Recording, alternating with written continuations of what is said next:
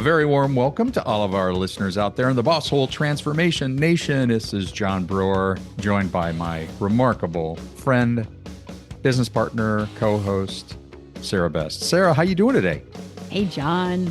As always, I am real good, and it's just a delight to be back together in the studio. Great to see you today. Good to be back and having another one of these roundtables, as we like to call them, about a particular subject that is near and dear to our hearts and the hearts of our clients. We're going to be talking about the high cost of poor job fit. These days, people are really dialed in on making sure you're optimizing your hiring and your recruiting practices, onboarding practices. If you don't do it well at the front end, it will cost you dearly. And we got some really good stories to share. So should we jump in? Let's do it, John. Let's go.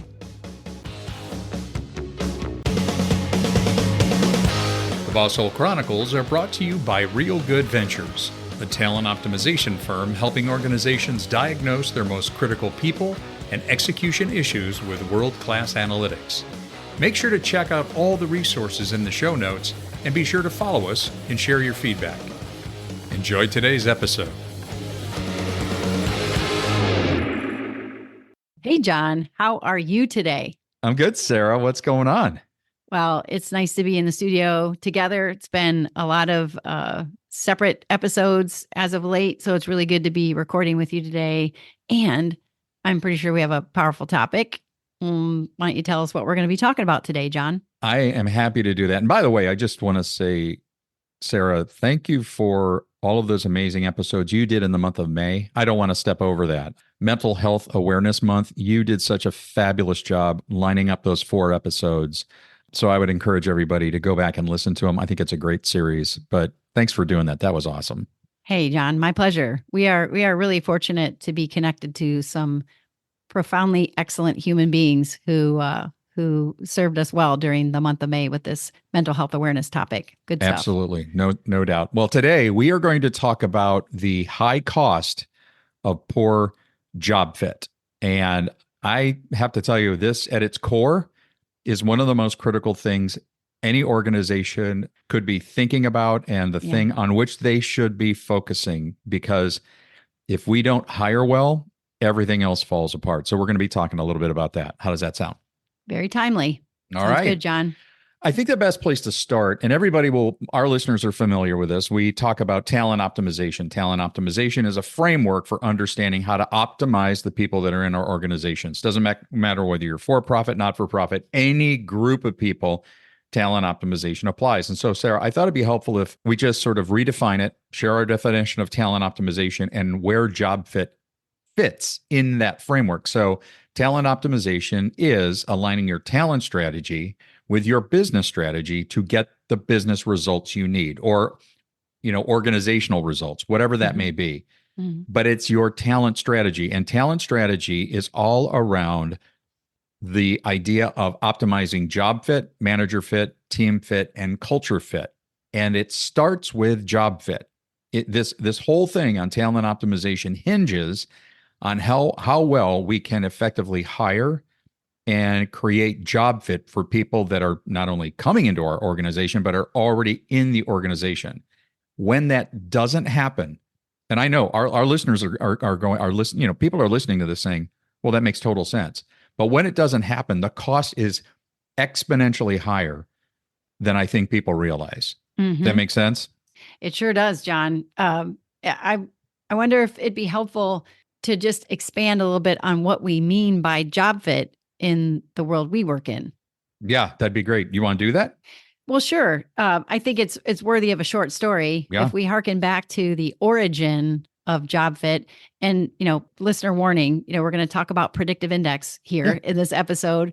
And I think our listeners know that is the platform that we use for talent optimization. But talent optimization, as you've often said, John, as a category is agnostic to any kind of tool or assessment. These are aptitudes. It just so happens that in the work we do, the predictive index platform meets the requirements to help us really succeed in those aptitudes. Mm-hmm. So the origin of job fit goes back to World War II and a guy named Arnold Daniels. He was a bombardier.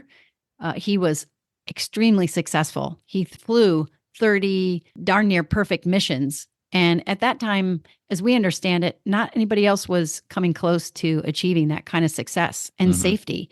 So his interest in this joined together with these MIT researchers to say, well, what makes a successful pilot?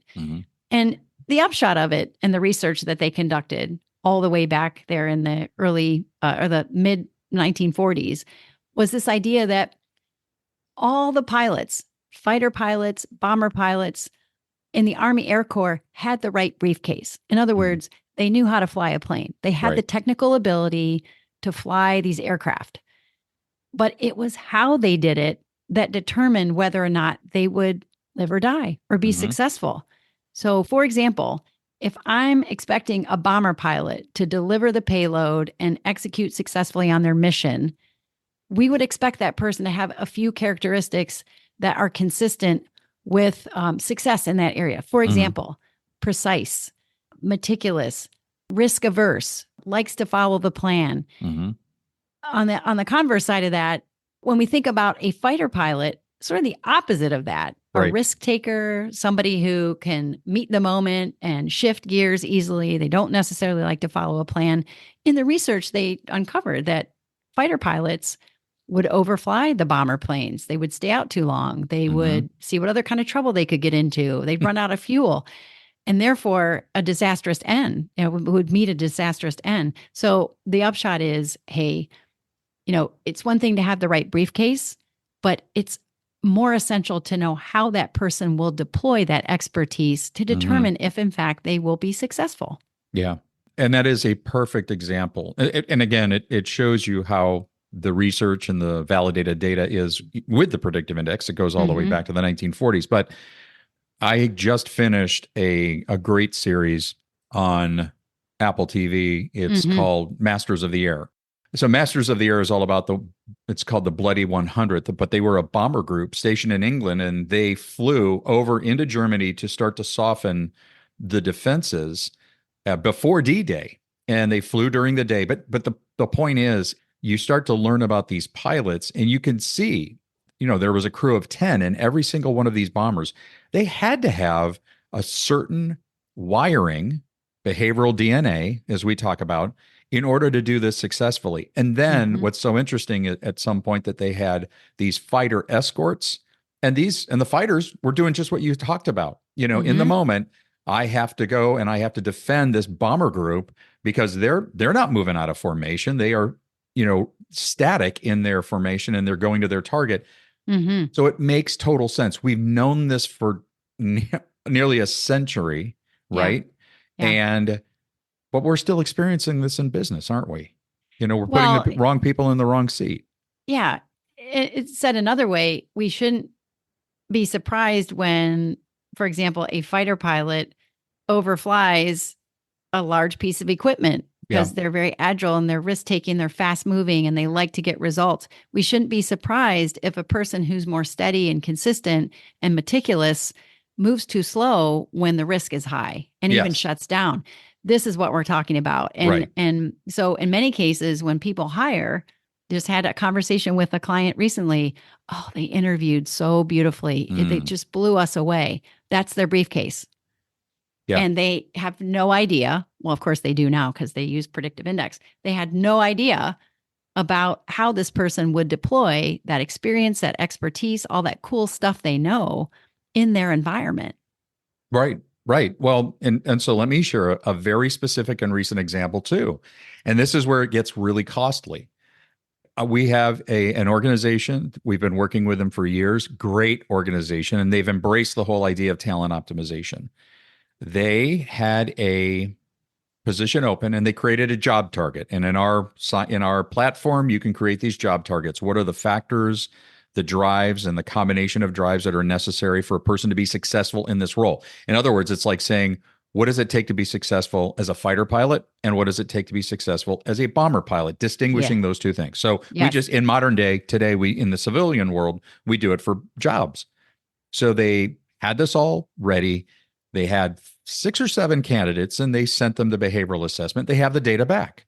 And so what the platform does is it shows you, it compares your target, your job target with their behavioral data. Doesn't eliminate anybody, but it says of these 7 people, here are the match scores. Match scores are 1 through 10, 1 being the lowest, 10 being the highest. There were 2 people that had a 10 match score. They were a rock. Now, by the way, all of these candidates were given the opportunity to complete the assessment as part of the larger process because they had the right briefcase. So to your point, Sara, they all could fly the plane. Yeah. How they would do it was dependent on what was needed in the position, but they all had the right briefcase for this particular role. So I'm talking to our client. Actually, this came as a result of our client calling, and he said, "John, I'm having a real issue with this person on the team." I said, "Okay, can we get on a call?" And I said, "Sure, no problem." So we got on a call, and he brought up this individual's data, and we looked at their data compared to the job target. Not even close. And we went into the job target and saw the other candidates. This person had like a 3 or 4 match score. And the other people and I saw them all, and there were a couple of people that had a 10 match score. I said, "I have a question," because we were talking about, I said, so in other words, the issues that they're facing were completely evident in what we were seeing in the data. And I said, "Let me ask you a question. You had 2 10 match scores. Where did these people end up in the process?" And he said, "One of those 2 people I wanted to hire. They were perfect for this position, but their salary requirements were too high for where we had this position in a salary band or the range." And I said, "Okay." Now this was like 6-8 months prior. So they decided, well, this person may not have a great match score, but they got a good briefcase. They have the right credentials. And as we all know, there is no correlation to performance when it comes to the briefcase. Yep. And they hired the person. And now this happens all the time. 6-8 months later, we're having this conversation of this person doesn't fit. And Sara, I love the way you always put this is, we hire somebody and in this case, they knew full well that this was not a good behavioral fit. And now they're experiencing it, but we can't blame that person. We can't make them wrong for not being the right person. Does that make you know what I'm talking about? Yeah, I do. I do. I think a lot of managers and supervisors and leaders overlook these important other factors when considering somebody's performance, and they start to make it about their character. Like, oh, they're just not cut out for this job. They don't have what it takes. Right. They don't want to try. They don't care. We've talked about this. We've had conversations. They're not coming along. No, they just don't get it. And here, as you have always said, you don't go to the hardware store for a loaf of bread. And this is a great example of that. So we're having this conversation, and he said, "I have been working with this person, trying to coach them. I've used the relationship guide. I've used the management strategy, all the tools." And I said, "I think, you may have to just come to the realization that you put the wrong person in the role." Because the data shows that. The data proves that. And this is what I really wanted to find out. I said, "So you told me that this person's salary requirements were higher than what you were willing to pay at that time." And I said, "Well, what's the difference?" And he said, $15,000. And I said, "Okay, I just want you to reflect on this for a second. I want you to think about all of your time, all of the lost productivity, the fact that this person is not a good fit for the role, and you're probably going to have to let this person go. It is going to cost you several times more than $15,000. Yeah. And that is the power of predictive analytics. Whatever you're using within like you said, talent optimization is agnostic. Just make sure you're using validated, objective data. And they made a decision. And again, this is a very conscientious person. This is a great organization. I think they they were thinking in very practical terms. Yeah, well, we can make this person work. And it just doesn't work. You're asking this person to do something that they're not equipped. And it is going to cost them. I'll bet it'll cost them 3 or 4 times at least more than $15,000 to replace this person. Yeah. And this is the high cost of poor job fit. You can control this at the front end. So we see this repeated. And I think it only has to happen a couple of times with our clients, where they go, no. We know what the data will tell us. We know how reliable it is, but it still is painful financially. And for the individual, we've done them a disservice because we now have to let them go, and we should give them an opportunity to find something that's a better fit for them. Well, that's a great segue, John, into a story I can share. Mm-hmm. It's a little different than yours in that this is a person who had been in a role for some time, and the role actually evolved. The role changed based Oh, okay. on a new Okay. focus within the organization. Mm-hmm. And I mean, I can simply say this performer has a low dominance, so very collaborative, very people focused. They had high extroversion.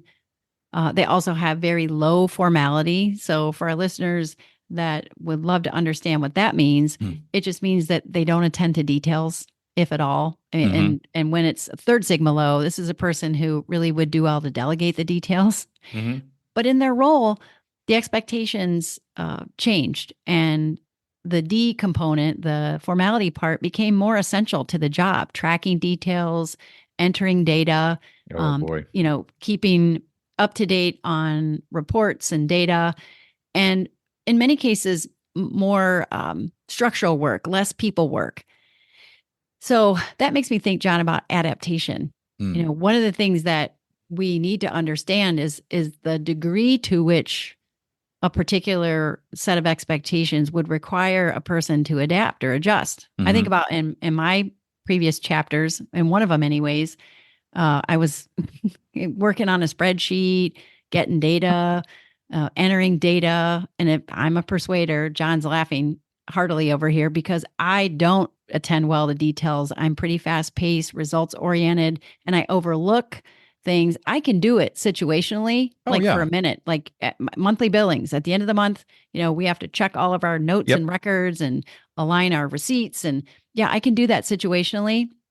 I might even be able to do it pretty effectively seasonally. So for a time when I know working on a project for a client or generating a proposal, that's very heavy duty focus work, but it's over. There's going to be an end to that work and getting back to the stuff I do really well. Light at the end of the tunnel. Right. Exactly. Yeah. But when it's occupational, that becomes extremely, I'm going to just say these two words, unfair and unkind, to expect someone to perform in a way that they're not naturally wired to do so. So in this case that I'm sharing, performance suffered pretty dramatically and pretty immediately when the expectations changed in the role, going from, hey, you have quite a bit of a people focus to now you're going to need to manage some details, some processes, oversee some execution of things, and really make sure there's efficiency and accuracy and not overlook anything. But almost immediately, some balls started to drop, and the employee feeling like a failure, feeling really unhappy and like they're not doing their job, says things like, I can work on this, or I'll get better at this. But the reality is they're not wired to do that. So even their best attempts aren't going to be sustainable. They're momentary successes. They don't last. And all the while, the people working with this individual become frustrated. They kind of lose respect. They start to think, gosh, they don't care. They really just don't care about this job. They're not pulling their weight. So things get really wonky at this point because now we're talking about interpersonal challenge and conflict. Right. And then the direct supervisor of this person, who thinks very differently than they do, who's actually wired very effectively to perform that role. That's the way they think. In our world, that's a specialist. So we're dealing with a promoter and a specialist supervisor who can really not help themselves, but to look at, gosh, they're not hitting these marks. They're making these mistakes. They're overlooking these things. But I think the upshot of this is you have an employee who absolutely feels like a failure, an utter failure. It's a person who's very, very committed to the mission that they serve, but they just feel like they're letting everybody down. And then the harder they try, the more mistakes they make. And the supervisor kind of keeps beating this drum of, gosh, we've talked about this and they know what they need to do. And I've even given them a structure to use and it's not working. At the end of the day, you have to come to the conclusion that this person is not the right fit for this role. And it has nothing to do with their character or how smart they are. Let's try to put them in a role that might suit their true superpowers better. In this case, for this person, happens to be people superpowers. But hey, you know what? Sometimes it happens that there isn't a place to fit that person. Like they're Right. just not the right person for the role, and you have to offboard them or, remove them from the organization. This is where I always say, okay, well, let's not create a reason to fire them. Let's part ways, but do it in a loving and kind way. Right. Give them some runway, give them a severance, help them find another job or another opportunity, but make it so that it's not about that they failed. How about this particular function does not serve you well as the way you work? Right. So what they could have done. So Sarah, this is an organization that is using behavioral data, PI data. They had job targets and everything else like that. They made the change in the role. So they could have anticipated this. To be honest, John, they're using it for new people. They're using predictive index now, and they're setting job targets for all new hires, but they haven't made any steps to evaluate anybody internally. Okay. So this is where, again, understanding job fit and optimizing job fit for people that are already in the building. This was a bit of an oversight. It was like, wow, we changed this role. We didn't really dial in on the difference of this person's behavioral data and the new role, or this role, how it's changed. And when they started to fail, performance started to suffer, we blame them. Okay. Yeah, pretty much. Oh, okay. It's totally avoidable though. When you stop, when you slow down, as we say in our PI practitioner training, gather the data, deliver insights, take action. Yes. Let's hold off on the action and the blame and the character assassination, maybe, or just, And what is the data telling us? And in both these scenarios, it's like, you knew what was going to happen. You could absolutely, with a high degree of accuracy, predict. That's why it's called predictive index. You could predict what was going to happen. Just slow down. Oh yeah. That is very hard. That is extremely hard. All of these scenarios are hard. So now, if you talk about the cost, if I may ask you, that in that scenario you shared, Sarah, there's the cost of productivity, the cost of the emotional cost. I'm sure there is a physical and just a peace of mind cost for not only the employee, but also the people around them, and the drag on the organization, because they're not really acknowledging why this is happening and able to make a sound decision. Like you said, either refit them or give them do them the honor of giving them an opportunity to move on. Yeah. And to that, John, we like to say data, not drama. Yeah. Could we be better informed by the data, as you indicated, and just let it explain for us what some of the performance challenge would be? By the way, this is not minimizing the fact that there are other performance issues and challenges that are related to character or things besides job fit. But this is a huge one we could avoid if we were better and well-intentioned about using this data. Yep. Isn't it interesting? And we'll just start to wrap this up, because, I think it's interesting that I'm thinking of another scenario where the word strategic, the word strategic has bounced around a lot these days. Oh, we need to be more strategic. We need this person to be strategic. And that's actually, I need this person to see the big picture. They need to see the big picture. They need to understand the big picture. We hear that a lot too. That's right. And what I think people don't realize is that the data actually helps us understand how people see the picture. Yes, it does. You and I are wired to see the big picture. I mean, you and I tend to be very strategic by nature, naturally wired that way. There are a lot of people that are very, very much looking at the part of the picture, a smaller, very specific. They're more tactical by nature, and they're not wrong for that. But when we say we have somebody who is wired to be more tactical, more precise, really focus on the details and say, we need you to think bigger. We need you to be strategic. Or I love what you said, see the big picture. And when they can't, we get upset with them and we blame them. And it is totally avoidable. These are things that leaders and managers and supervisors can develop competence around as they experience success or failure, with job fit. I think a similar example we should talk about, John, is when a role becomes more complex. I mean, the one you shared is a common one. Like, I just need them to think bigger. Yes. I need them to be more strategic. This one is more about complexity. Oh. So when a person is elevated, we talk a lot about boss hole prevention. Yep. We put people in the boss hole zone when we elevate them to responsibilities and a scope of work that are beyond their true capabilities. It's like, throwing it out there in the deep end. Let's see if they can swim. Right. And the reality is sometimes people fail not because of the wiring, but because of the complexity. That Yes. there's too much now to manage, or over people and process becomes too complex. And then the same sort of pattern we see happens where their leader or manager will say, well, I was concerned they weren't cut out for this. They just don't have what it takes. They're not giving it their all. Yeah. Not stepping up to the plate. It's like, wait a minute. So we haven't really talked a lot in our podcast about the cognitive ability of our employees and candidates. But as you've often said, John, that is far and above the best predictor of success in a role. So we also have to imagine that sometimes it's not about their values or their heart. It's not even about their briefcase. It could, in fact, be because their learning agility does not align with the complexity of the role you've placed them in. That is a great point. We will. I'll tell you what, I've had it on the list for a long time to have an episode to talk about general cognitive ability. And just so everybody knows, like Sara said, it's a person's capacity to deal with complexity. It's not, we're not measuring somebody's IQ. We're measuring their ability to deal with complexity, which is hugely predictive.